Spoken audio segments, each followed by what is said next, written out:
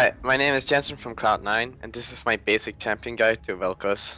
So Vel'Koz in solo queue is pretty average pick in my opinion. He's a pretty good lane bully.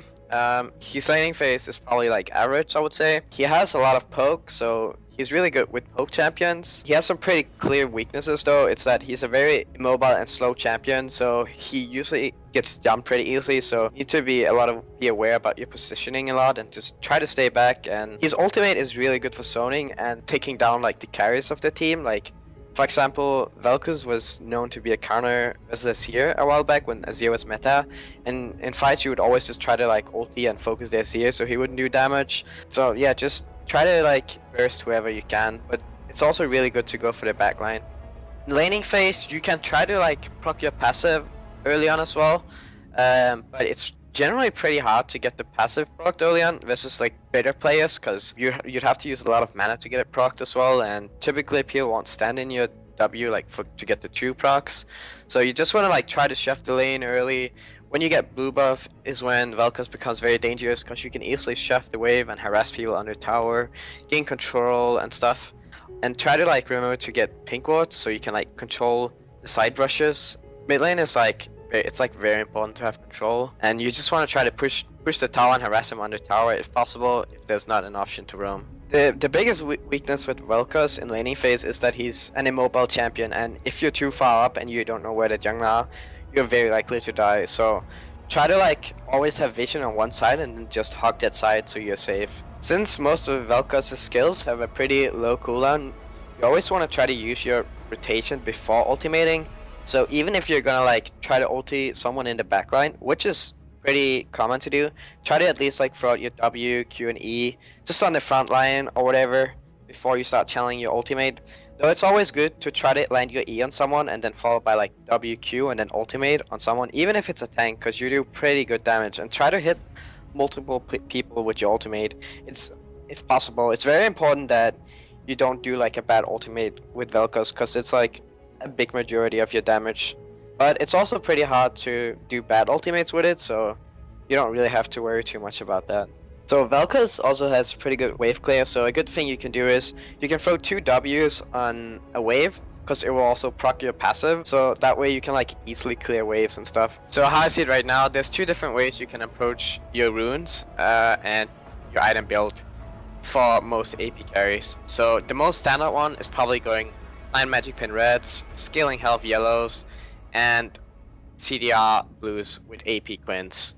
But how I'm typically doing it now is I go for magic pin reds, which is pretty standard, scaling health yellow, pretty standard as well. And then for the glyphs, I go 6 scaling CDR, so I hit the 10% CDR level 18, and then 3 scaling AP with AP coins. And the reason I do that is because if I go for 10% scaling CDR and runes together with cooldown reduction boots and Morellonomicon, I'll hit 40% that way and get the cooldown reduction faster. It's a bit less burst compared to Sorks, but I think for Vel'Koz you just want to like constantly bump out DPS rather than like try to burst someone. You can also go for the burst one, both are totally fine options. So my Vel'Koz masteries page is 12, 18, 0. I know some Vel'Koz will like 18, 12, 0 more, but honestly I feel like I've had more success with the Thunderlord since it's also a lot better for laning phase. Everything here is pretty much standard. There's like a few things you could change, like you could go from natural talent to vampirism. It honestly doesn't matter that much. You can also take Bunny Hunter instead of Oppressor, but Oppressor is probably better for Vel'Koz in my opinion, since you have slow and you have CC. And in Cunning, everything else is pretty standard besides you can either go for the secret stash like the Biscuit versus the Assassin. Personally I prefer Assassin since it's better for killing people, but the secret stash is okay as well. And I go for the Precision over the Intelligence, because honestly like Precision is just better in general in my opinion, since you'll do more damage this way. At least on laning phase, but the cooldown reduction is fine as well. So for skill order on Vel'Koz, I typically take W level 1 since it's your push spell, and it's just the easiest spell to hit as well for Vel'Koz on laning phase, so you just wanna try to push the wave and just farm it a bit. And then I max the W as well, and then I take Q level 2, E level 3, and I max my Q second because it's in general just better than the E because it has better AP ratio and the slow duration scales, so you always want to max your Q after your W on Vel'Koz. So for Vel'Koz, there's a lot of different summoner spells you can go, but I generally prefer heal. I think a lot of Vel'Koz would probably go Barrier, but right now I think Barrier is not that good of a summoner spell unless you're against something like Set maybe, where the shield actually like reduces his damage a lot. So I would probably go heal most of the time. You can also go the likes of like Exhaust or Ignite. It's honestly mostly personal preference, but on immobile mid lane champions, you want like a defensive summoner in most cases, because Vel'Koz is also very squishy, so probably heal or Barrier in my opinion. So for my build on Vel'Koz, I usually start Dorantrain and then I build a Morello into Liandry. There's a lot of options you can go instead of the Liandry if you don't like it, but I feel like it's the highest DPS item, and especially for Vel'Koz.